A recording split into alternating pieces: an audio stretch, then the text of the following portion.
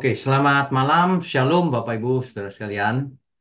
Malam ini kita lanjutkan online Bible study kita. Masih kitab Yeremia. Subtemanya di malam hari ini adalah eh, Tabut Perjanjian. Mungkin ada yang bertanya di antara kita, Tabut Perjanjian ada di mana sebenarnya? Hilang atau bagaimana? Nah, setelah kitab Yeremia ini, Tabut Perjanjian disebut lagi di Nubuatan Yeremia. Inilah yang akan kita bicarakan malam ini. Di sesi-sesi yang lalu, dahulu, mungkin di kitab Keluaran kita pernah bahas tabut perjanjian secara detail. Malam ini kita bahas sekali lagi, tapi dengan kesimpulan atau dampaknya apa bagi kita semua. Baik, kita tundukkan kepala, mari kita berdoa lebih dulu. Mari kita berdoa. Bapa kami yang di surga, kami sungguh mengucap syukur dengan adanya online Bible study ini. Sehingga setiap kami yang rindu kebenaran, boleh belajar secara online. Sehingga meskipun kami berjarak jauh satu sama lain, tapi tetap bisa belajar firman kebenaran. Terima kasih Tuhan, pakailah mulut hamba-Mu ini untuk menyampaikan kebenaran. Sehingga di tengah-tengah dunia yang semakin gelap ini, kami boleh melihat secercah cahaya yang dari surga. Kehendak Tuhan. Terima kasih, hanya di dalam nama Tuhan Yesus kami berdoa dan mengucap syukur. Amin.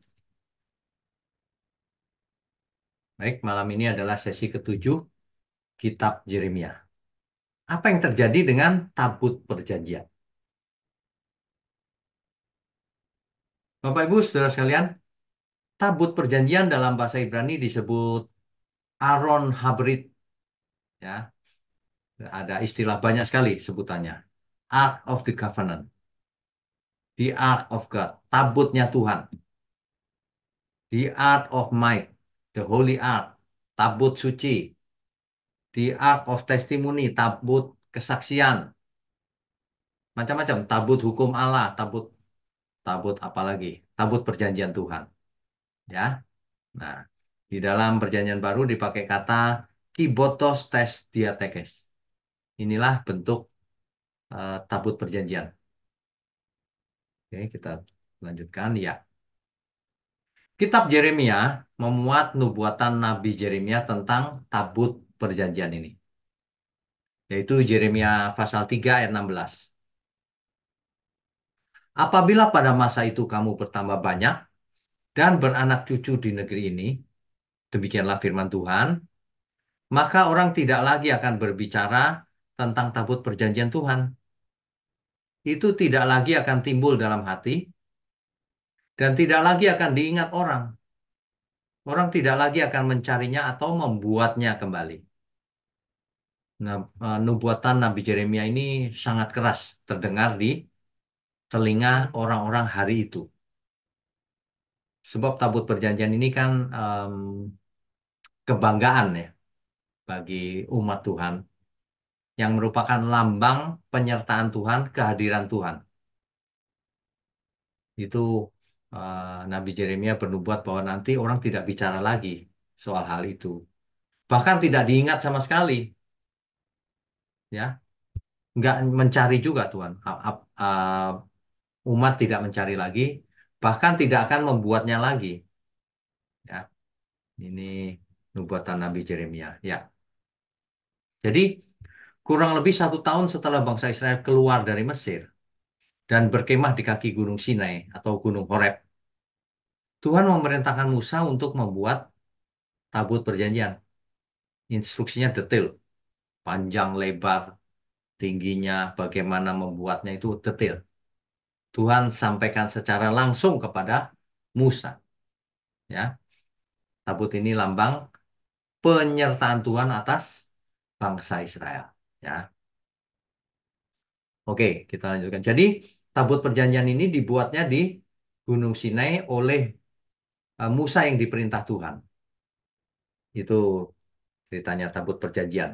Nah, jadi kalau saat ini kita bicara tabut perjanjian ini adalah satu artefak kuno yang paling suci bagi Israel. Sebuah peti yang dibuat dari kayu akasia atau kayu penaga namanya. Dilapisi emas luar dan dalamnya sehingga kelihatan kuning, kuning emas. Ukurannya sekitar panjangnya 114 cm, lebarnya sekitar 70 cm, tingginya sekitar 70 cm juga. Bapak Ibu Saudara kalau mau tahu detailnya bisa dibaca di Kitab Keluaran pasal 25 ayat 10 sampai 11. Nah, orang Israel percaya bahwa tabut ini adalah lambang dari mahkota Tuhan, mewakili kehadiran Tuhan di bumi. Ya, itu di Bilangan pasal 10 ayat 33 sampai 36. Di dalam Keluaran 25 ayat 10 sampai 40, Tuhan memberikan instruksi kepada Musa itu secara detail. Dan hal itu diulang lagi di Keluaran pasal 35 dan pasal 37. Ya, kira-kira bentuknya seperti gambar di samping kanan ini. Oke, kita lanjutkan dulu ya. Ya. Jadi kalau kita eh, kan tabut perjanjian ini kan dibawa terus sepanjang perjalanan di Gunung Pasir. Jadi perjalanan yang pernah ditempuh oleh tabut perjanjian itu seperti ini, saudara. Dibuatnya di Gunung Sinai, ya, dibuatnya di Gunung Sinai, kemudian ditempatkan di kemah pertemuan atau tabernakel, ya, setelah selesai ditempatkan di tabernakel di ruang Maha Kudus. Kemudian di sepanjang padang gurun diangkut terus, ya. Kemudian menyeberangi Sungai Yordan. Jadi di Yosua pasal 3 ayat 6 sampai 17 itu. Sebelum memasuki tanah perjanjian, dipikul oleh para imam, ya, menyeberangi Sungai Yordan secara ajaib juga itu. Kita sudah pernah bahas sebelumnya, ya. Nah, eh, tabut perjanjian pernah ada di Gunung Ebal. Bentar ya, saya warnain dulu. Ya, pernah ada di Gunung Ebal, pernah dipindahkan ke Betel dari Gilgal, dibawa ke Silo. Di zamannya Samuel, tabut Allah ini pernah dirampas oleh orang Filistin, ya, di pertempuran di Ebenezer. Saudara, kalau kita dengar kata Filistin ini bukan Palestina, saudara. Beda, ya. Ya, Filistin itu bangsa dari seberang lautan. Ya. Kalau Palestina sekarang kan bangsa Arab sebenarnya, ya. Nah, di pertempuran di Ebenezer itu pernah dirampas oleh orang Filistin dari tempat kudus di Silo. Tetapi Allah menimpakan penyakit selama 7 bulan kepada bangsa Filistin. Sehingga akhirnya mereka takut dan mengembalikannya ke Kiryat Yearim namanya. Dan tabut itu berada di sana 20 tahun lamanya. Dicatat di 1 Samuel 4 ayat 1 sampai pasal 7 ayat 2. Bapak Ibu Saudara bisa baca kisah lengkapnya di perikop itu ya, di pasal itu. Kemudian tabut perjanjian ini juga berfungsi pada waktu menjatuhkan kota Jeriko. Dicatat di Yosua pasal 6 ayat 1 sampai 27. Tabut ini dibawa keliling Yeriko. Setelah 7 kali keliling, runtuhlah tembok Yeriko itu. Ya, jadi hmm, akhirnya tabut ini ditempatkan di Yerusalem oleh Raja Daud. Peristiwa ini merupakan yang sangat penting, ya. Ada di Yerusalem akhirnya. 2 Samuel 6 ayat 1 sampai 17. Ya. Nah, kemudian Salomo membangun bait Allah di Yerusalem. Akhirnya tabut ini ada di bait Allah, di ruang Maha Kudus di Yerusalem. Begitu ya, Saudara. Nah, tetapi sungguh tragis kalau tabut perjanjian ini akhirnya hilang. Ketika Yerusalem diserang oleh Nebukadnezar dari Babel, Diubrak-abrik habis Yerusalem. Bait Allah diruntuhkan habis. Nah, sehingga bait Allah, tabut perjanjian ini tidak tahu kemana larinya. Apakah dimusnahkan ataukah masih ada sampai sekarang atau bagaimana gitu ya. Oke, kita lanjutkan dulu. Nah, ini Raja Daud pernah menempatkan tabut ini di Yerusalem. Dan tabut itu masih ada di sana waktu pemberontakan Absalom ya. Ya, akhirnya Babel menghancurkan Yerusalem di tahun 597 atau 586 sebelum Masehi. Yang jadi pertanyaan, kemana tabut ini setelah itu? Tidak ada yang tahu pasti kemana larinya. Nah, ini menjadi misteri sampai hari ini. Oke, kita lanjutkan dulu. Ya, ini saudara, perjalanan tabut perjanjian pernah ada di Silo kan? Di sini, di Silo. Tapi dipindahkan ke Ebenezer, ke sini. Yang memindahkan umat Israel kan diangkut gitu ya. Kemudian Filistin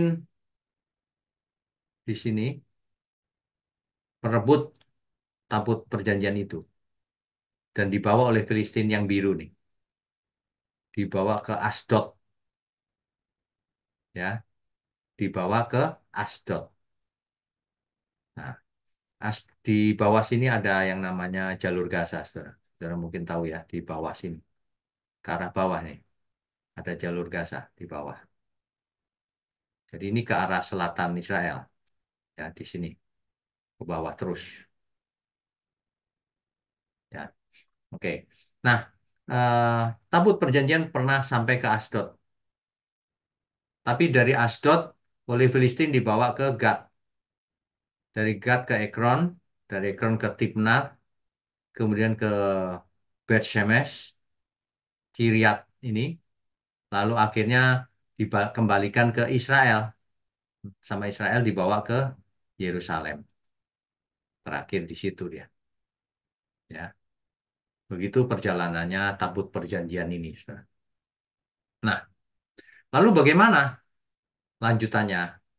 Coba kita bahas berikutnya ya. Ya, di dua Raja-Raja pasal 20 ayat 17, di situ disingkapkan demikian. Sesungguhnya suatu masa akan datang bahwa segala yang ada dalam istanamu dan yang disimpan oleh nenek moyangmu sampai hari ini akan diangkut ke Babel. Tidak ada barang yang akan ditinggalkan. Demikianlah firman Tuhan. Artinya apa? Artinya tabut perjanjian itu pun tidak ada lagi. Nggak ada yang ditinggalkan. Begitu, saudara ya. Nanti bisa dibaca. Eh, Oke, kita lanjutkan dulu. Ya, dua Raja-Raja pasal 24 ayat 10 sampai 13. Di situ dikatakan bahwa Raja Babel mengeluarkan dari sana segala barang perbendaharaan rumah Tuhan dan barang-barang perbendaharaan istana raja. Juga dikeratnya emas dari segala perkakas emas yang dibuat oleh Salomo, Raja Israel, di bait Tuhan, seperti yang telah difirmankan Tuhan.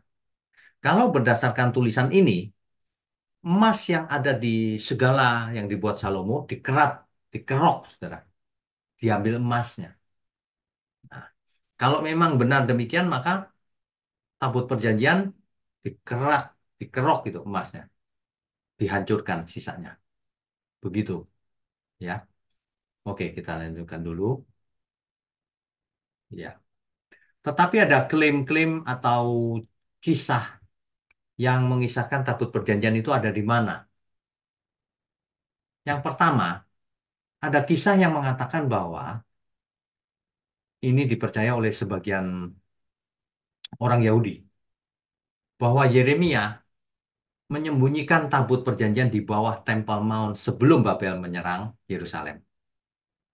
Nah, ada yang berspekulasi bahwa sampai hari ini masih ada di sana, di bawahnya suatu tempat di Temple Mount. Beberapa orang bahkan ada yang mengaku, saya pernah lihat tapi buktinya tidak ada sampai hari ini. Jadi itu apa ya, rumor. Rumor atau cerita yang beredar sampai hari ini. Kebenarannya tidak ada yang tahu karena tidak bisa dibuktikan juga, ya. Nah, kisah yang kedua itu kisah yang pertama tuh. Kisah yang kedua itu ada legenda di Ethiopia. Di Ethiopia, eh, legendanya namanya Kebranagas, artinya Glory of Kings, kemuliaan raja-raja.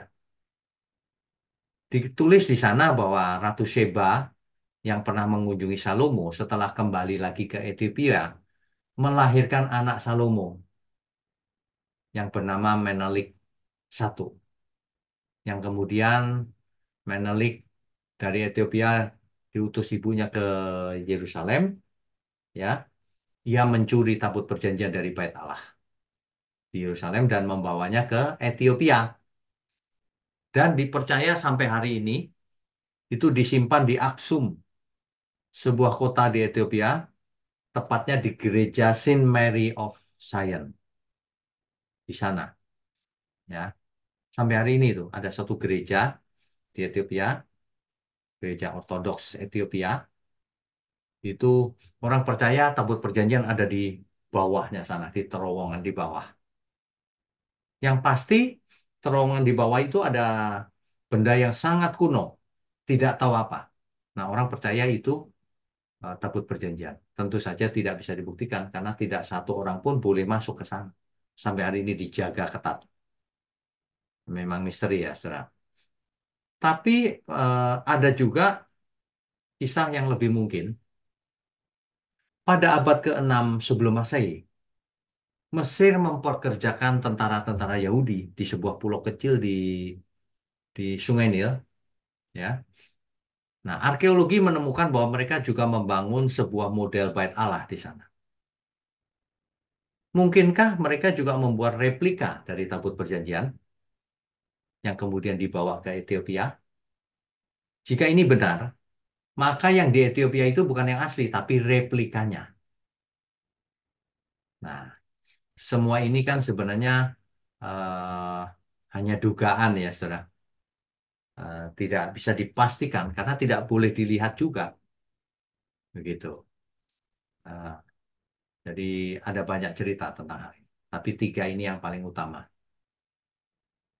Tapi kalau pernah juga dibuat filmnya kan, seorang arkeolog yang mencari keberadaan tabut perjanjian, akhirnya ketemu kan itu di film itu ya. Tapi itu film, saudara. Nggak bisa jadi patokan, ya. Oke, kita lanjutkan. Ya, di Kitab Wahyu, Wahyu 11 ayat 19 dikatakan demikian. Maka terbukalah bait suci Allah yang di surga, dan kelihatanlah tabut perjanjiannya di dalam bait suci itu, dan terjadilah kilat dan deru guruh dan gempa bumi dan hujan es lebat. Saudara, jangan pernah kita berpikir bahwa tabut perjanjian diangkut ke surga, ada di surga sana, bukan itu. Kalimat ini, ayat ini tidak bisa diartikan harafiah. Sebab yang dimaksud bait suci Allah di sana adalah Allah sendiri.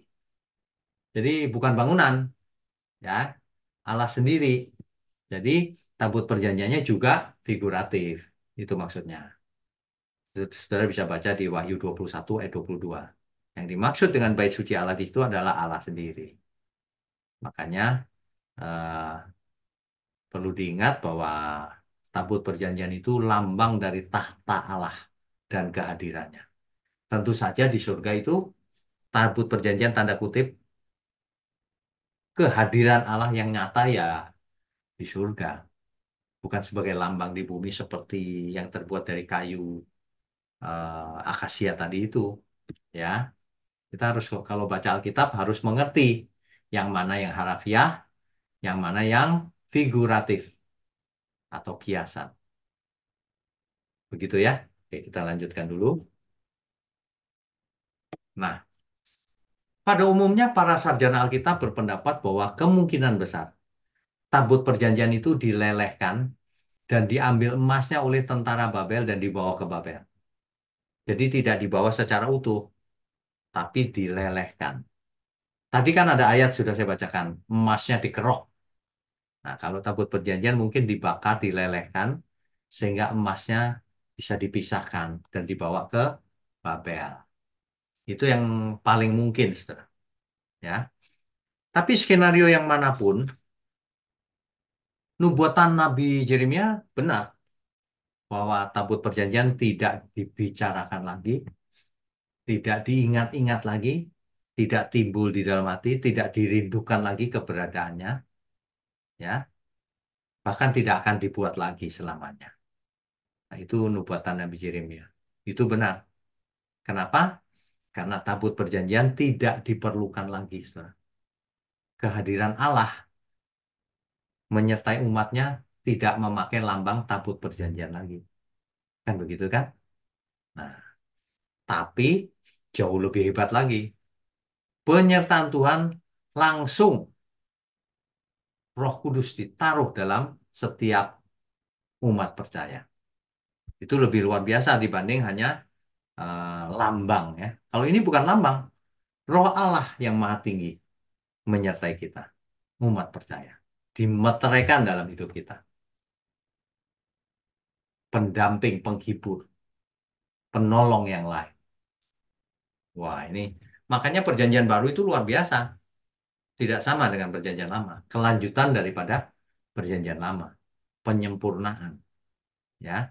Makanya kita tidak bicara lagi tabut perjanjian hari ini.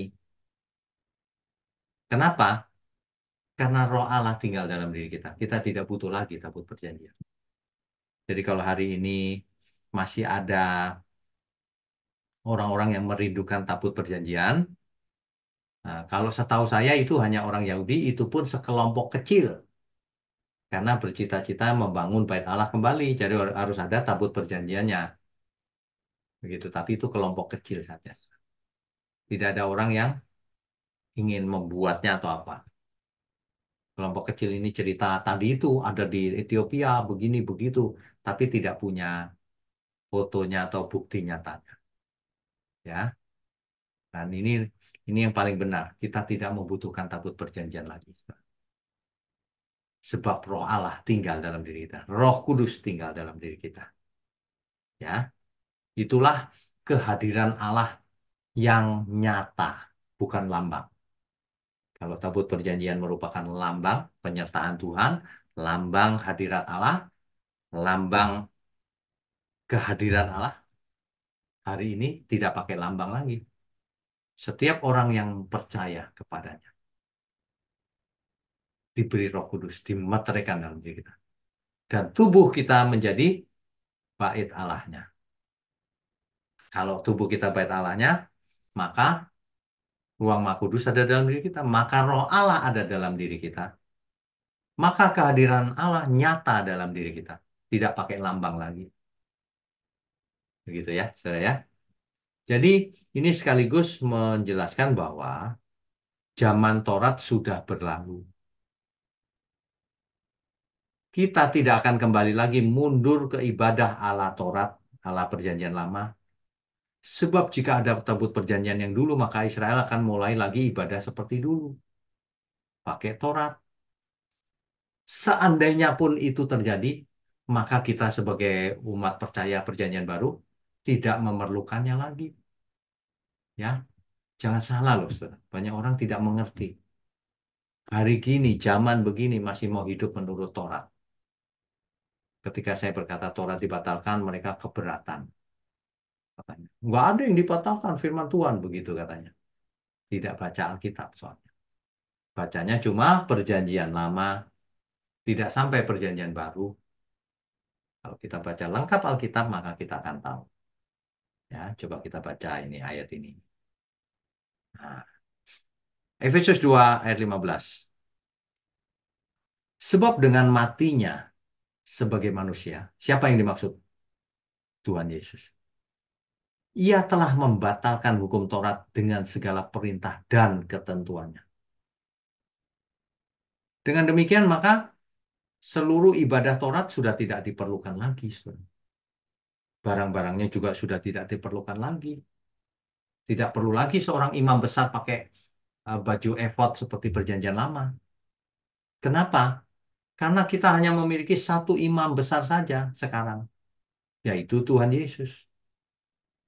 Tidak perlu lagi ibadat-ibadat perjanjian lama itu nggak perlu. Hari raya nggak perlu lagi. Persembahan-persembahan perjanjian lama itu juga diperbaharui semua. Buah sulung persepuluhan, berbagai macam persembahan itu, korban bakaran, mempersembahkan domba, dan sebagainya. Nggak perlu lagi semuanya. Kenapa? Sebab sekarang dengan matinya sebagai manusia, ia telah membatalkan hukum Taurat dengan segala perintah dan ketentuan. Diganti yang baru. Makanya ada perjanjian baru. Setelah kematian Tuhan Yesus, maka aturannya menjadi baru.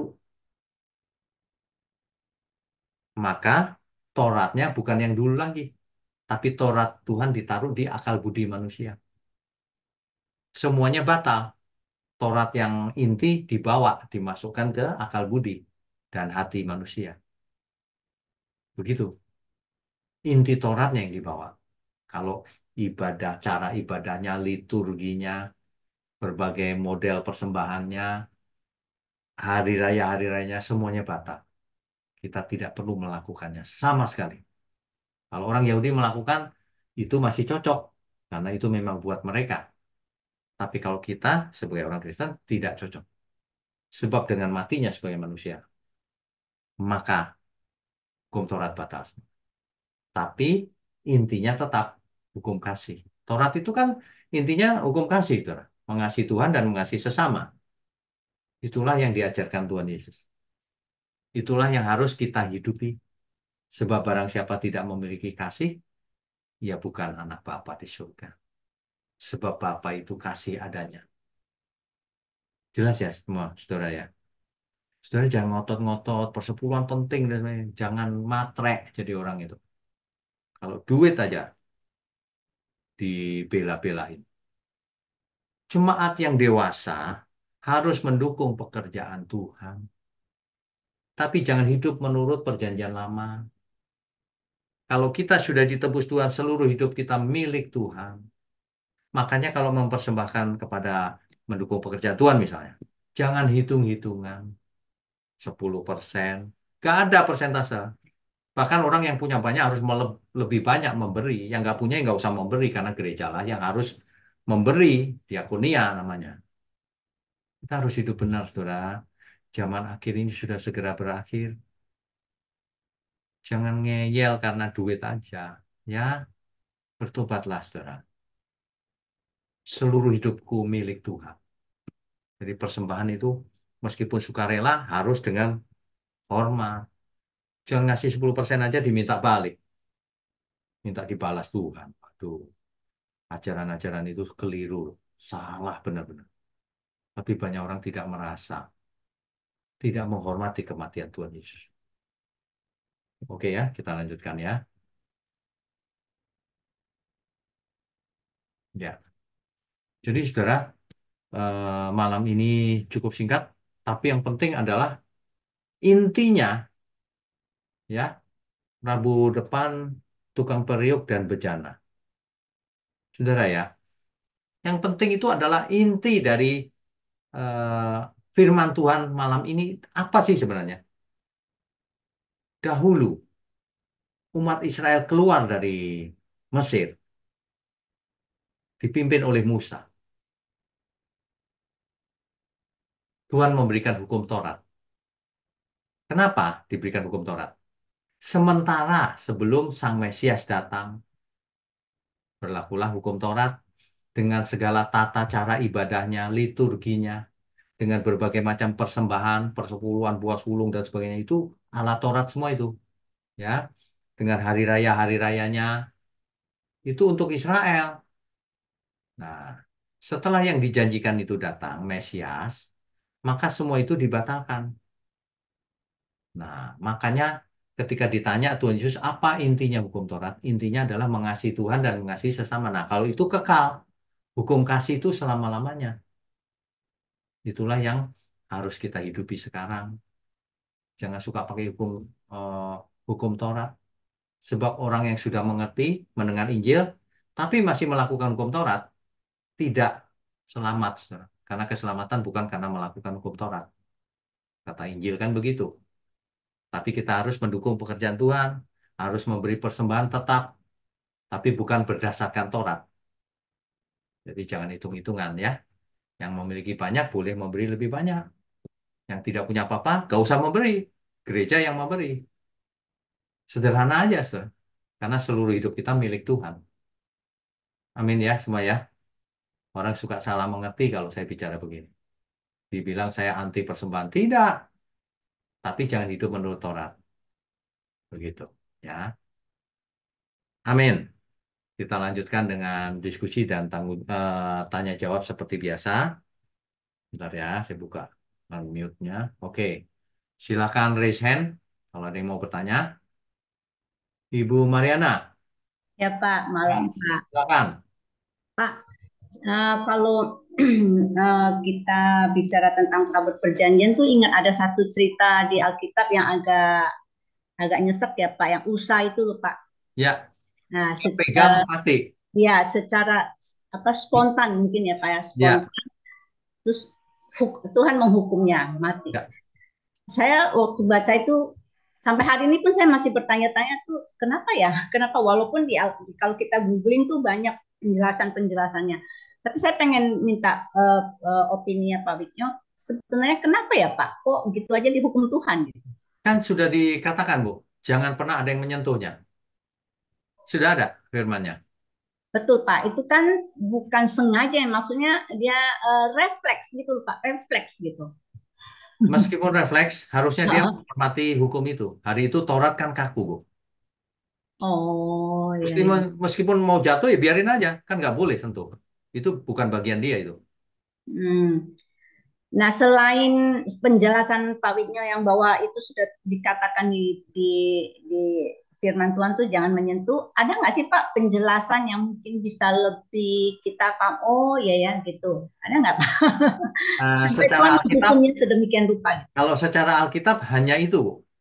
Tidak boleh Hmm. menyentuh. Menyentuh mati gitu. Secara Oh. Alkitab ya. Tapi ada yang menjelaskan secara ilmiah, ya itu tidak perlu saya jelaskan lah. Nanti di luar Alkitab soalnya. Oh iya, iya, iya, Pak. Itu tabut perjanjian itu seperti itu, Bu. Kalau orang belajar elektro mengerti, seperti kapasitor. Jadi Oh, luarnya emas, oh, tengahnya kok kayu, dalamnya lagi emas. Itu menyimpan listrik, Bu. oh Ketika begitu. dibawa ke padang pasir itu elektrostatisnya masuk ke sana jadi semacam baterai. Hmm. Dimegang, setrum tegangan tinggi mati pasti. Nah, ini make sense nih, Pak. Nah, itu Saya, penjelasan ilmiahnya, tapi tidak ada di Alkitab. ya betul betul Pak. Betul. Iya. Pak, satu lagi ya. Ya, Kalau di perjanjian lama kan sepertinya kita umat pada saat itu hidup dengan lambang-lambang ya Pak ya. ya, Nah, berarti kalau di perjanjian baru kan tidak pakai lambang-lambang, apalagi penyertaan Tuhan itu kan invisible ya Pak. nyata. Nah, ya invisible, maksudnya tidak bisa dilihat dengan mata gitu, tapi Ya, bisa betul. dirasakan. Ya, Nah, itu kan berarti menuntut kedewasaan ya Pak. betul. Nah, Makanya Tuhan Yesus berkata kan, Bu, nah berbahagialah orang yang tidak melihat tapi percaya. percaya ya.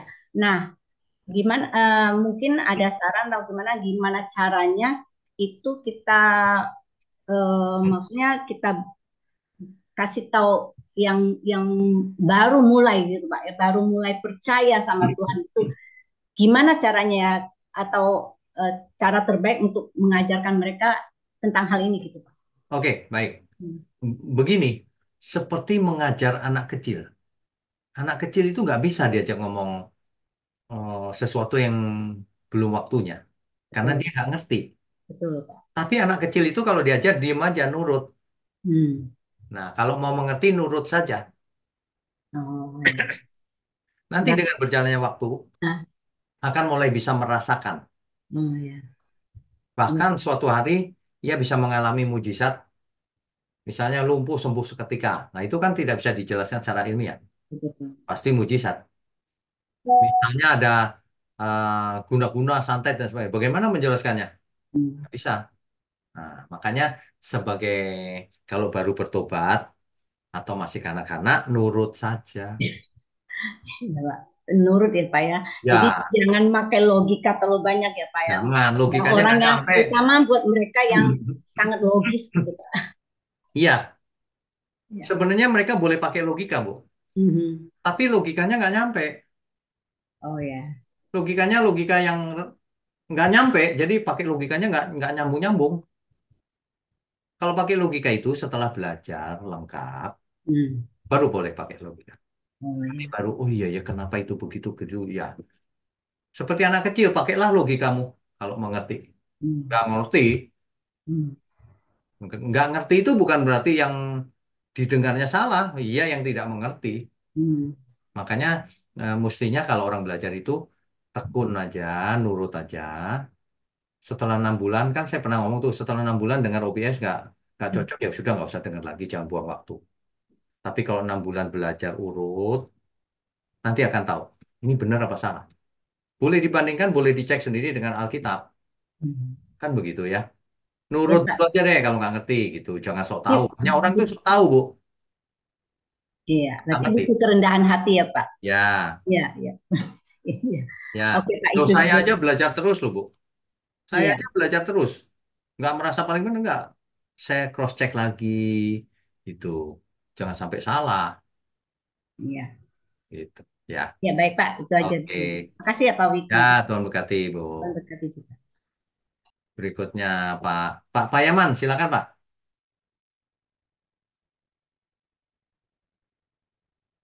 Selamat malam Pak, Shalom Pak. Selamat malam, Shalom. Sekaligus juga walaupun mungkin terlambat, selamat Natal Tahun Baru Selamat untuk Natal Bang tahun baru. Anto dan keluarga dan Ya, seluruh terima peserta kasih. PBS. Ya, Bapak juga. Iya, Pak. Tadi masalah tabut perjanjian Pak. Jadi Ya, itu sebagai lambang penyertaan Tuhan, ya, mulai dari perjalanan sampai kepada Kanaan. ya, Dan cukup efektif lah, artinya perjalanan sampai Kanaan bahkan merubuhkan tembok Jeriko. betul. Yang saya pertanyakan Pak, eh, mengapa ya dengan logika sehat bahwa Allah membuat suatu pernyataan dengan lambang tabut perjanjian ini kok bisa dicuri oleh Filistin, kok bisa misalnya waktu diserang oleh kerajaan Babel, sehingga efektivitasnya seperti gimana kira-kira gitu Pak? Dihilang Itu gitu ya, maksud. Pak. Iya Pak, Ya, makasih Pak. oke, baik. Itu dulu sering saya pikirkan ya, kehadiran Allah kok kalah ya dengan Babel ya. Nah, sekarang kita tahu jawabannya, Pak. Ya, Bahkan jangankan tabut perjanjian, bahkan bait Allah diruntuhkan, Pak. Tuh, Pak bayangkan. Kenapa? Karena memang harus begitu. Sebab kematian Tuhan Yesus membatalkan hukum Taurat dengan segala ketentuannya. Makanya bait Allah harus runtuh, tabut perjanjian harus hilang. Bayangkan kalau itu masih utuh terus sampai sekarang, Pak. Orang beribadah dengan aturan Taurat terus. Jadi sengaja diizinkan Tuhan supaya bait Allah itu runtuh, supaya orang tahu bahwa kamu nggak perlu bangunan. Kita tidak perlu bangunan. Kita itu tubuh kita adalah bait Allah. Gitu. Tabut perjanjian dibiarkan juga. Kenapa? Supaya orang tidak rindu lagi memiliki tabut perjanjian. Kenapa? Karena roh Allah ada dalam diri kita. Karena Allah hadir secara nyata, bukan secara lambang lagi. Untuk apa lambang itu dipertahankan? Nah, makanya diizinkan Tuhan untuk hilang. Bukan karena kuasanya hilang, bukan. Karena ada rencana lain yang lebih, yang sebenarnya, kalau itu sementara. Kan Taurat juga sementara, Pak. Sebelum Mesias datang, Taurat diberikan. Dicatat di Kitab Perjanjian Baru banyak. Sudah saya jelaskan itu. Begitu, Pak Payaman. oh jadi sebetulnya dengan eh, perjanjian apa ini, tabut perjanjian tidak ada lagi ya sampai sekarang, Ya, sebetulnya secara implisit seperti terjadi transisi Pak ya. ya betul. Sudah jangan merindukan itu. Aku ada bersamamu, Immanuel. Roh Allah tinggal bersamamu. Gitu. Jadi kalau dilihat Pak, andai kata tadi sebetulnya kedatangan Yesus kepada bangsa Israel, karena itu bangsanya, umatnya, walaupun dikatakan umat binasa karena tidak mengenal Allah. Ya, Bisa saja sebenarnya agama Judaisme bisa menjadi tidak ada dan mereka menjadi agama Kristen sebagai pengikut Kristus. Bagaimana itu, Pak? ya. Tetapi faktanya sebagian besar mereka tidak percaya bahwa Yesus Mesias. Sehingga Yudaisme akan ada sampai selamanya. Dan Oh, dan itu dicatat di Kitab Wahyu, Pak. Bahwa di akhir zaman ada dua saksi. Yang pertama saksinya yang memiliki hukum. Hukum itu kan Taurat, Pak. Nah, itu Israel dengan Yudaismenya. iya. Yang kedua, kesaksian yang memiliki kesaksian tentang Yesus. Siapa itu? Kita semua. Makanya sebelum zaman ini berakhir, sebelum kedatangan Tuhan Yesus yang kedua kali, saksinya dua ini, Pak. Yudaisme dan Hmm. kekristenan. Israel dan orang Kristen. Nah, gitu. Itu memang sudah ditulis di Kitab Wahyu. Oh, jadi dilihat daripada tadi dua saksi yang eksis sampai Ya, datang yang kedua kali. Jadi ya. sebetulnya kita pun sebetulnya nggak perlu memikirkan kenapa Israel ini agama Judaisme tidak langsung Kristen seperti kita kita ini kira-kira gitu dalam pikiran. Sebenarnya nggak perlu. Tapi kita harus berusaha memperkenalkan Tuhan Yesus kepada mereka juga. Kalau itu tidak boleh berhenti. Cuman yang jadi saksi di akhir zaman dua itu salah satunya Israel memang. Iya, Pak. Oke, makasih Pak. Ya, Selamat oke. malam. Selamat malam. Tuhan berkati, Pak. Berikutnya Ibu Meme, silakan. Pak Wino, selamat malam. Selamat malam. Eh, Selamat Natal dan Tahun Baru juga ya Pak. Selamat Natal tahun baru. Ya, semua sama keluarga. Ya, Senang juga Pak, Bapak juga sehat bisa bergabung di channel ini Pak. terima kasih. Untuk mencapai, iya Pak, untuk menyampaikan firman kebenaran Tuhan. Ya, Ya Pak, tabut perjanjian ini sangat menarik ya Pak ya. ya, Yang menjadi misteri dan tabut perjanjian Tuhan ini dalam masa bangsa Israel ya Pak ya. ya. Jadi saya bertanya ini Pak, tabut perjanjian ini apakah seperti sebuah benda aja ya Pak ya? Tabut perjanjian ini berupa peti, ada kerup dua, terus di dalamnya ada tongkat, tongkat Harun itu, sama kita sudah bahas detailnya Bu, yang di Kitab Keluaran. Nanti sama roti mana, tentu saja roti mana sudah nggak ada sekarang ya. Waktu itu sudah nggak ada juga, jangan-jangan. Nah, detailnya ada di sana. Tapi itu perintah Tuhan untuk dibuat oleh Musa, ya, diberikan kepada Musa supaya di ukuran-ukurannya, cara buatnya supaya dibuat sebagai lambang kehadiran Allah. Gitu. Saya boleh tanya lagi ya Pak, Boleh, boleh. kapan sih Pak berlakunya atau dimulai tabut perjanjian ini ya Pak? Apakah karena setelah Musa memecahkan dua blok batu ya Pak ya? Iya, eh, Seperti yang di Ulangan 10 ayat 1 itu ya Pak ya?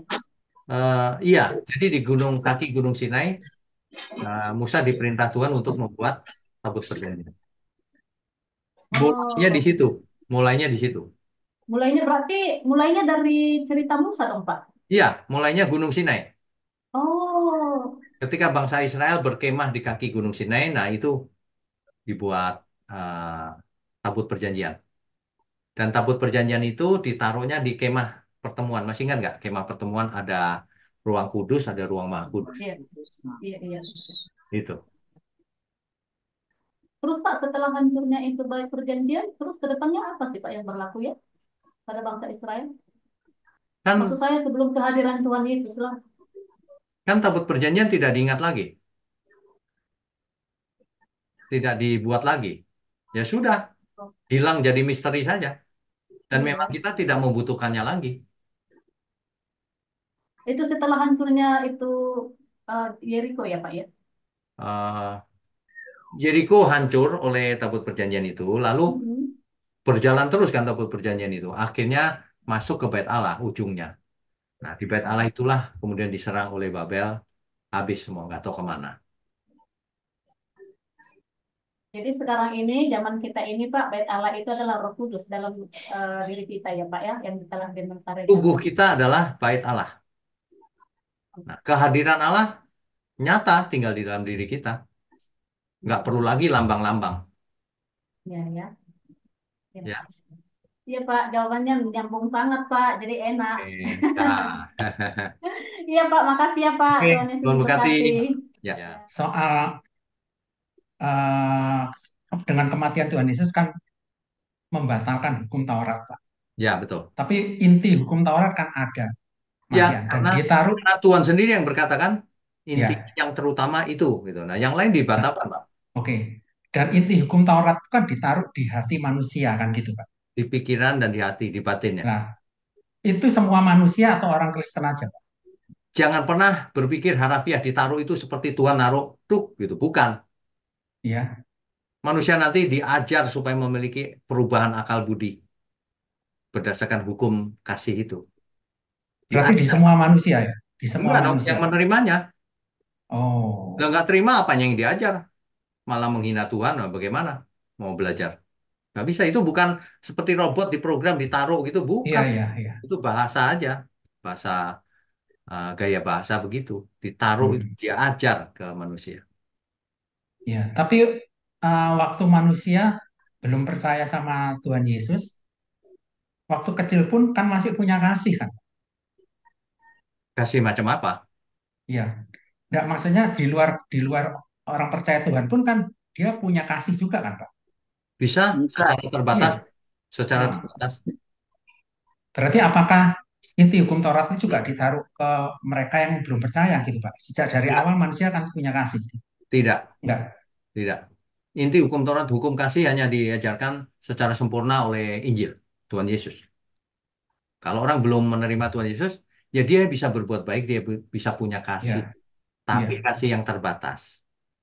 Kalau ikut Tuhan Yesus, Hmm. kasihnya nggak boleh terbatas, harus sudah tak terbatas. Hmm.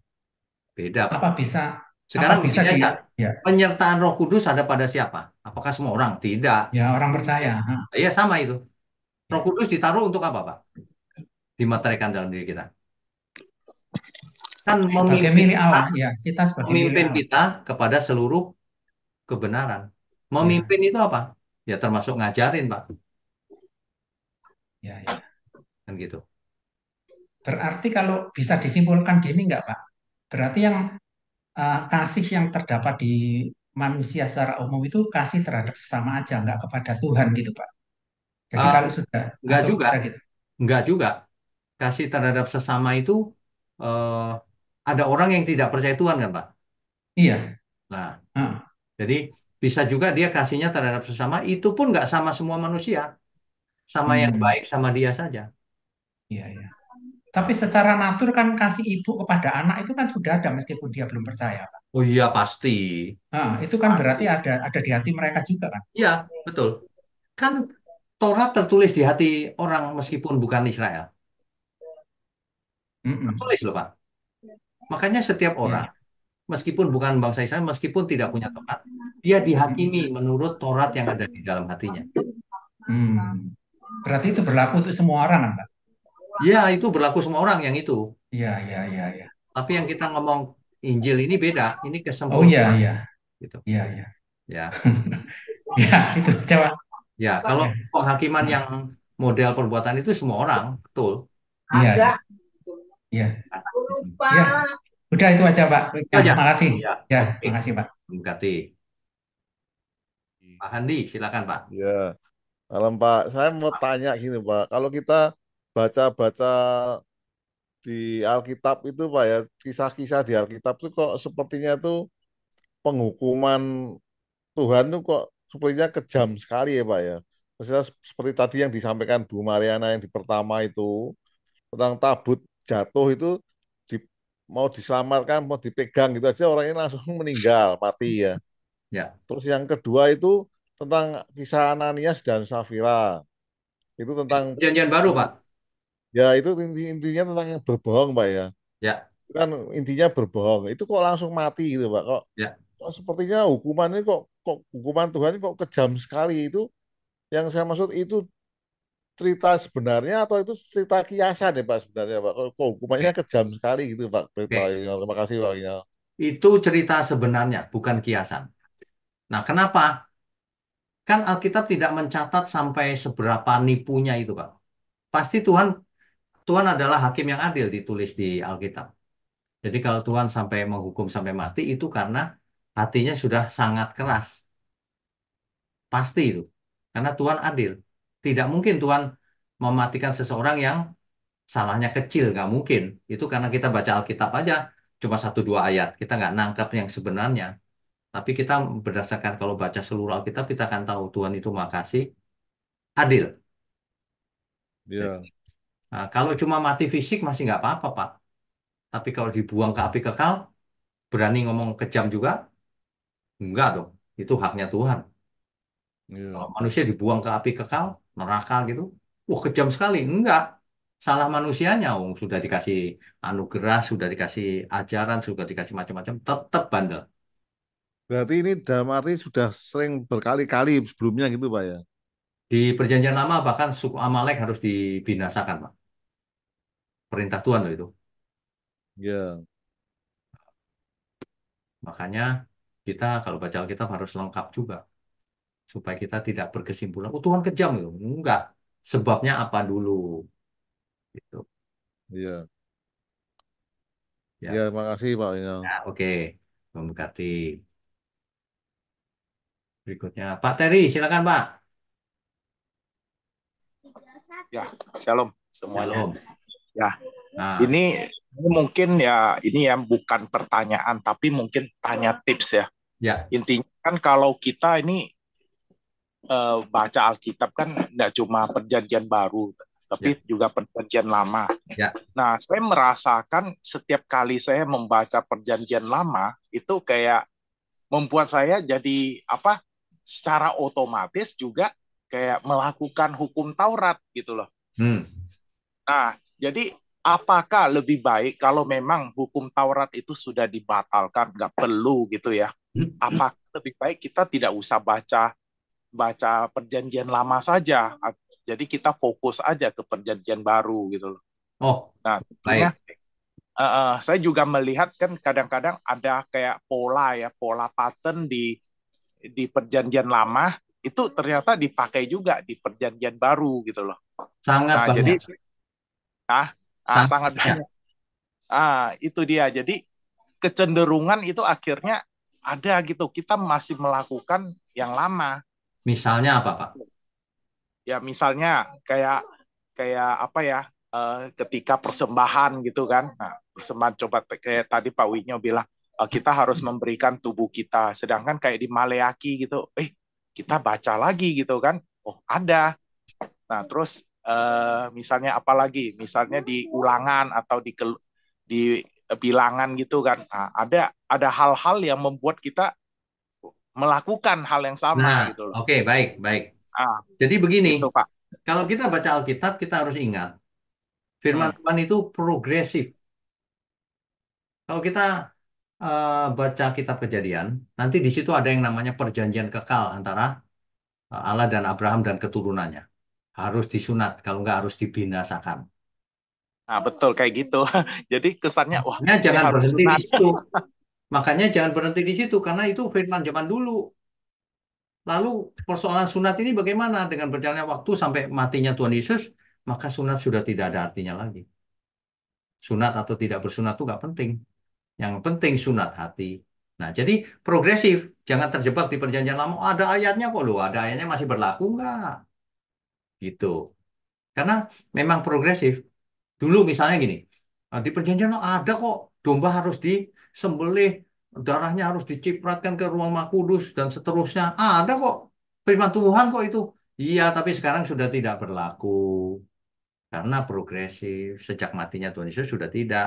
Jadi perjanjian lama harus dibaca, harus mengerti sebagai dasar. Sehingga kita mengerti asal-usulnya. Dan banyak sekali dari perjanjian lama dikutip lagi di perjanjian baru. Nah itu pasti masih berlaku. Misalnya, kuduslah kamu sebab aku kudus. Nah kudusnya perjanjian lama dan kudusnya perjanjian baru kan beda. Kudusnya perjanjian lama itu melakukan ritual, kambing, domba, dan seterusnya. Perjanjian baru beda. Di perjanjian baru, baik aku makan, minum apapun, lakukan untuk Tuhan. Oh, beda. Gitu. Nah, itu progresif namanya. Jadi apakah saran lebih baik lebih fokus gitu ke perjanjian baru Enggak, dibandingkan enggak. Harus belajar Jadi dari tetap perjanjian harus lama. baca, Harus. Tapi, harus. nah ini jebakannya begini. Kalau orang belajar perjanjian lama, urut dengan cara konvensional, maka orang akan bingung. Makanya OBS ini, Online Bible Study ini nggak begitu cara belajarnya. Ketika saya bahas perjanjian lama, begitu ada suatu isu, saya selesaikan sampai akhirnya bagaimana? Masih berlaku apa enggak? Gitu. Semua begitu. Seperti sunat contohnya. Ketika kena ayat yang menyangkut sunat di perjanjian lama, di kitab Kejadian tentang Abraham, langsung saya teruskan tentang sunat ini jangan salah loh ya. Sekarang sudah tidak berlaku. Dilakukan boleh, boleh untuk kesehatan, tapi bukan berarti lebih suci. Nah, gitu. Mesti mesti begitu supaya selesai urusannya. Baik, baik. Terima kasih. Oke, terima kasih Pak Oke, Wino. Tuhan berkati Pak Teddy. Dan berkati. Berikutnya, Pak Kris sekarang. Silakan Pak. Shalom malam, Pak. Shalom malam. Maaf, sinyal saya kurang bagus, barangkali nanti putus-putus, Pak. Ya, ya. Nah. Eh, Sebetulnya saya tadi tidak mau tanya. Hmm. Oh iya, sinyalnya Pak. Kayaknya putus lagi sinyalnya. Ini saya atau Pak Kris yang putus? Kayaknya Pak Kris ya. Sinyalnya Pak. Ya, Nah, ada lagi. Silakan. video saya off aja, Pak. Ya, Ya. di off aja ya. Nah, sebetulnya tadi saya sudah mikir, saya tidak akan tanya lah, biar teman-teman aja yang tanya. Ya. Nah, cuma dari pertanyaan Bu Mariana dan teman-teman tadi, saya jadi tergelitik, Pak. Oh, oke. Kalau kalau kita ini ngambilnya tahu-tahu terus kita langsung tanya, kok Allah kejam gitu sih, usah nyentuh mati itu, Pak. Hmm. Eh, saya minta izin Pak Wiknya, kita flashback sedikit ke belakang OBS yang lalu-lalu. Sebetulnya ada waktu di mana Allah itu mengundang semua bangsa Israel untuk ketemu langsung dengan Allah dan Allah mau berbicara langsung. Tapi mereka menolak dan mereka bilang, kau saja Musa yang bicara terus nanti kami malah mati. Engkau saja nanti yang tuliskan sampaikan ke kami. Sejak itulah makanya terus hukum Taurat berlaku. Ya. Jadi sebetulnya salah satu konsekuensinya dari pilihan mereka waktu itu adalah salah satunya ya kematian Usa itu karena mereka lebih memilih Taurat daripada perjumpaan langsung dengan Tuhan. Hmm. Mereka lebih memilih perjanjian lama daripada perjanjian baru. Kalau di Ibrani 9 itu kan sebetulnya kan ditulis mengenai apa perlambang Ya. kemah suci ini dan tabut perjanjian dan sebagainya sebagai sesuatu yang surgawi, tetapi dilambangkan dengan ini dikatakan ayat 10 Ibrani 9 ayat 10 karena semuanya itu di samping makanan, minuman dan berbagai macam pembasuhan hanyalah peraturan-peraturan untuk hidup insani yang hanya berlaku sampai tibanya waktu pembaruan. Ya. Sebetulnya kan konsekuensi dari hari itu bangsa Israel menolak ketemu langsung dengan Tuhan itu kan misalnya tadi yang usaha langsung menjamah, ya kalau langsung melanggar antara pelataran luar dan ruang kudus langsung melanggar ke barang di ruang maha kudus ya konsekuensinya mati karena Ya. pilihannya kan Taurat, Pak. Ya. Kalau kalau saya waktu baca Alkitab saya juga nangkepnya waktu saya saat teduh pribadi dengan Tuhan itu kalau saya tidak menghargai kekudusan Tuhan, nanti ujungnya saya akan binasa. Ya. Sama seperti usaha binasa itu bukan dalam artian mati karena nyentuh itu bukan, tapi kalau kita ndak seperti yang GSKI sering bilang mengejar kekudusan Ya. dan lain sebagainya itu Pak. Ya. Ujungnya kalau kita ndak hidup seperti yang Tuhan Yesus ajarkan, kuduslah sebab Bapamu di surga kudus itu. Kalau kita langsung melanggar mau bypass, ndak memikul salib, menyangkal diri dan memikul salib tiap hari ya ujungnya kebinasaan. Ya. Jadi saya saya merasakan seperti teman-teman, kok aneh Tuhan kok kejem kayak gitu. Tapi sebetulnya kan kalau kita mau fair, kayak prosesnya OBS ini kita kilas balik sedikit ke belakang waktu itu tadi yang bangsa Israel menolak untuk langsung perjumpaan dengan Tuhan tapi melalui Musa ya. Ya, Akhirnya endingnya seperti ini. Kalau menurut Pak Wiknya gimana Pak? ya. Jadi sebenarnya Tuhan itu gak kejam. Kenapa? Karena ada satu ayat yang berkata keinginan Tuhan itu apa sih kehendaknya. Bukan satu ayat, beberapa. Di Perjanjian Lama dikatakan begini. Sebenarnya Allah tidak menginginkan ya kebinasaan orang fasik. Iya, Yang diinginkan adalah pertobatan orang fasik. Di iya Pak. Perjanjian Baru diulang lagi. Allah menginginkan jangan ada seorang pun yang binasa. Iya, Jadi kalau manusia itu binasa karena dia melanggar secara sadar, gitu loh. iya Pak. Jadi salahnya sendiri. Nah, Tuhan begitu sabar, sekarang begini aja deh. Tuhan Yesus mati di kayu salib, salahnya apa? Kalau mau ngomong kejam-kejaman, ayo. Iya, Siapa? Ya kan? Nggak bisa, kita nggak punya hak sama sekali. betul. Kita di pihak yang menerima anugerah, nggak bisa kita menunjuk Tuhan. Tuhan penuh kasih, tapi manusia melanggar, ya terpaksa dibuang ke api kekal. Betul. Gitu. Betul Pak. Itu aja sih. Jadi jangan pernah Iya, menyalahkan siapa-siapa, apalagi menunjuk Tuhan. Wong Tuhan udah kasih tahu, ayo, yang menerimanya diberi kuasa supaya jadi anak Allah. Simple. Suruh nerima nggak mau lah. Kenapa nggak mau? Coba aja alasannya apa.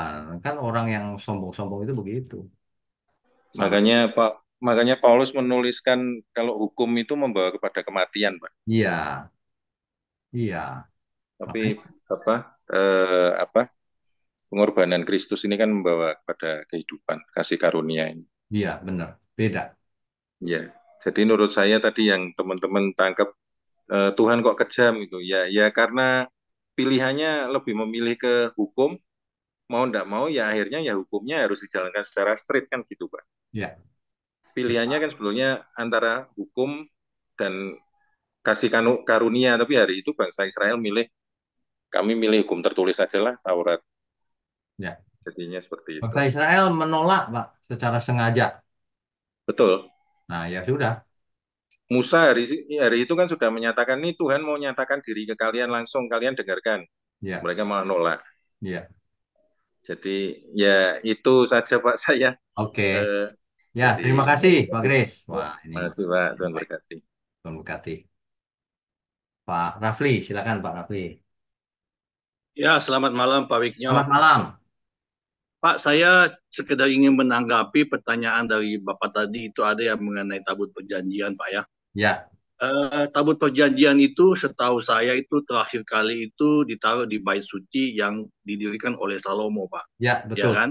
Betul. Nah, setelah bait suci yang didirikan oleh Salomo itu dimusnahkan oleh Nebukadnezar tahun 586, Ya, bait suci itu udah hilang, Pak. betul. Sudah tidak ada lagi kemana-mana, Pak. Betul Jadi sekali. ketika Zerubabel datang kembali dari pembuangan membangun bait suci, itu sudah tidak ada tabut perjanjian, Pak. Ya, Demikian benar, pula benar. Betul. dengan bait suci yang dibangun oleh Herodes yang ada pada zaman Yesus Kristus, sudah tidak ada bait suci, sudah tidak ada tabut perjanjian, Pak. Betul. Saya baru ingat. Ya, benar. Hilangnya Ya, itu. jadi keliru kalau seandainya tabut perjanjian itu hilang ketika bait suci dihancurkan oleh Titus pada tahun 70 Masehi. Nggak seperti itu, Pak. Betul, betul. Harusnya tahun 586. Betul. Itu benar sekali. Ya. Ya. Cuma meluruskan aja Pak ya. Jadi Oke. jangan Baik. berpikiran bahwa bait suci ada itu harus ada tabut perjanjian. Enggak. Ya, betul Pak. Sejak dihancurkan oleh Babel itu Nebukadnezar. habis. Setelah itu habis Ya, kita cerita. betul. Ya, betul betul. Itu aja Pak. Ya, terima kasih koreksinya. Tuhan berkati ya Thank Pak. you, Pak. Ya, Oke, Iya. Pak. Berikutnya Pak Sucipto. Silakan Pak. Shalom Pak Winyo, selamat Shalom. malam. Malam. Maaf, saya enggak anukan Nggak apa-apa, video. nggak apa-apa. Silakan. Ya, saya cukup diberkati Pak selama ikut Bible Study ini. Ya, Saya juga berulang-ulang, sudah ngulang lagi. puji Tuhan. Jadi ngulang 2 kali sudah sampai di kitab Hakim-Hakim Pak pada hari ini Pak. Biasa. Iya, saya sudah menyelesaikan dari kejadian sampai waktu itu sampai ngikuti Pak Wigno ini dari kejadian sampai Yeremia. Oh, Terus ngulang lagi Pak, sampai sekarang ngulang lagi hakim-hakim. dari kejadian sampai Yosua Pak, sampai hakim-hakim Pak. Ya, Wah, itu luar puji biasa, Tuhan. Pak. Kejadian aja 50 sesi kan ya? Iya, ngulang lagi Pak saya Pak. Tapi saya ditentang banyak orang-orang Pak, ketemu jemaat-jemaat teman saya itu katanya Oh, Bapak yang penting fokus fokus apa ini saya membagikan linknya Pak Wigno, terus ada yang menentang ada yang menerima Pak. Jadi oh, yang menentang itu begini, Bapak fokus penginjilan aja, jadi jangan ajarannya katanya gitu. oh gitu. Jadi iya, jangan jangan terpengaruh dengan ajaran-ajaran yang lain-lain katanya gitu. Itu Heeh. komentar itu agak aneh sih sebenarnya. Iya aneh Bidang Pak. Alkitab kok ditentang. Iya. Ini Pak, saya mau tanya Pak Wigno. Ya, silakan. eh Waktu USA itu memegang tabut perjanjian itu, apakah menurut Pak Wigno USA itu diberitahu dulu atau tidak, Pak? Itu yang Oke, pertama, Pak. Nah, oke. itu yang pertama, ya. Yang pasti, aturan itu semua orang tahu, Pak, bahwa tabut perjanjian itu nggak boleh disentuh. Oke, oke. Itu pasti, ya. Ya, terus yang kedua, Pak, itu setelah USA meninggal, itu kan Daud tidak jadi membawa tabut perjanjian ke Yerusalem Ya, betul. karena Daud juga marah, Ya, sepertinya marah kan. Nah, ya, karena kenapa Usa ini kok mati ya. gitu. Terus setelah itu kan tabut perjanjian dibawa ke rumah Obed Edom, Pak. Ya, Nah, itu Obed Edom dalam waktu 3 bulan diberkati, Pak. Nah, pertanyaan saya, Obed Edom itu pasti kan memindahkan itu kan memegang, Pak. bukan, Pak. Yang memindahkan pasti imam-imam yang ngangkut. Oh iya iya, oke Karena oke. kemanapun ia pergi, selalu harus diangkut oleh para imam, Pak. Nggak boleh yang lain. Oh pasti imam-imam, Pak ya. Pasti. Oh, terus diberkati itu berkat rohani atau berkat jasmani, Pak? Macam-macam, Pak. Termasuk jasmani. Termasuk jasmani, Pak ya. Termasuk jasmani. Pasti. Oh iya iya. Terus yang terakhir, Pak, pertanyaan yang terakhir, Pak. Ya. Waktu oke USA memegang tabut perjanjian itu kan gambaran kehadiran Tuhan, dapat perjanjian itu dalam perjanjian lama. Nah sekarang kalau perjanjian baru itu kan bait Allah di dalam tubuh kita, Pak. Nah, Tubuh kita adalah bait Allah. tubuh kita adalah bait Allah. Nah, implikasinya di dalam perjanjian baru itu apa, Pak? Seperti di USA itu, Pak. Itu aja kalau menurut Pak Wigno Oke, baik, bagaimana, Pak? baik. Terima kasih, Pak. Jadi, Tuhan berkati, Pak. jadi memang ada perubahan secara progresif. Di perjanjian Iya, Pak. bait Allah itu bukan di Yerusalem lagi. Tubuh kita Iya. semua, orang percaya tubuhnya adalah bait Allah. Implikasinya apa? Oke. Bait Allah itu Ya. kan rumah Allah, Iya. Tuhan. Artinya Tuhan hadir di dalamnya. Heeh. Hanya Roh Kudus yang hadir. Heeh. Roh Heeh. Kudus itu siapa? Roh Allah. Heeh. Itulah penyertaan Tuhan di dalam hidup kita secara nyata, bukan secara lambang lagi. Heeh. Heeh. Implikasinya, Pak. Artinya, kalau Allah beserta kita, maka kuduslah kamu, sebab aku kudus. Artinya, kita harus hidup kudus. Iya, Gitu. iya. Oke. Berarti Tuhan ini lebih lebih besar kasihnya mengasihi kita sampai dia hadir di dalam tubuh kita ini, Pak ya. Pasti, kita belum Sampai bekerja sudah disertai, Pak, supaya iya, gitu. iya, iya. Makanya kan saya berpikir dalam perjanjian lama aja begitu kudusnya disentuh Usa meninggal, tapi Tuhan mau hadir di dalam tubuh kita, Pak. Jadi tubuh kita ini termasuk bait Allah. Makanya disebut zaman kasih karunia, Pak.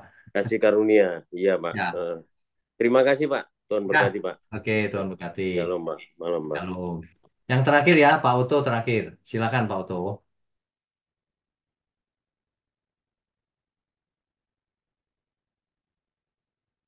Selamat malam Pak Wigno, Tuhan Selamat Yesus malam. memberkati.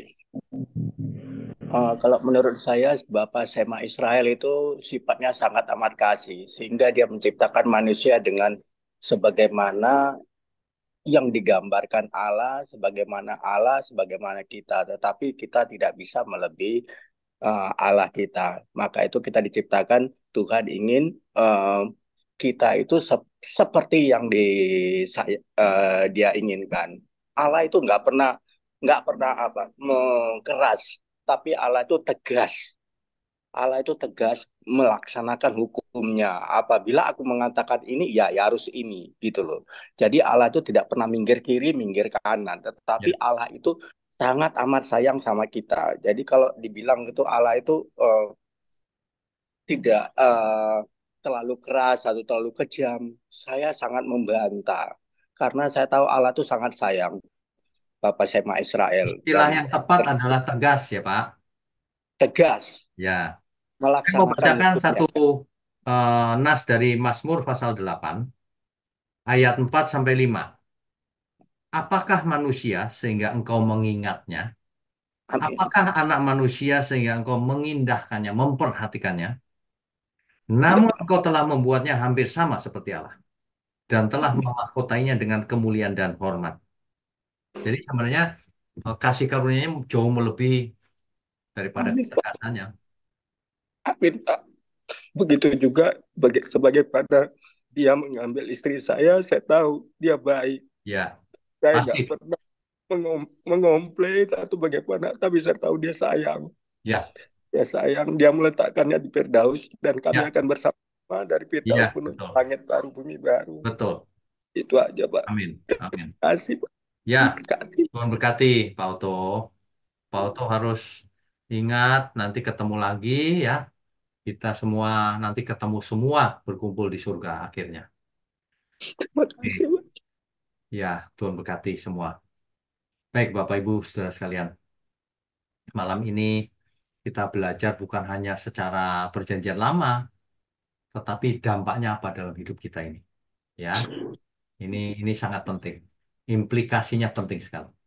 Bahwa hari ini kita tidak butuh lambang-lambang apapun. Mengapa? Penyertaan Tuhan nyata dalam hidup kita. Tubuh kita adalah bait Allah, sedangkan roh Allah tinggal di dalamnya, rumah Allah.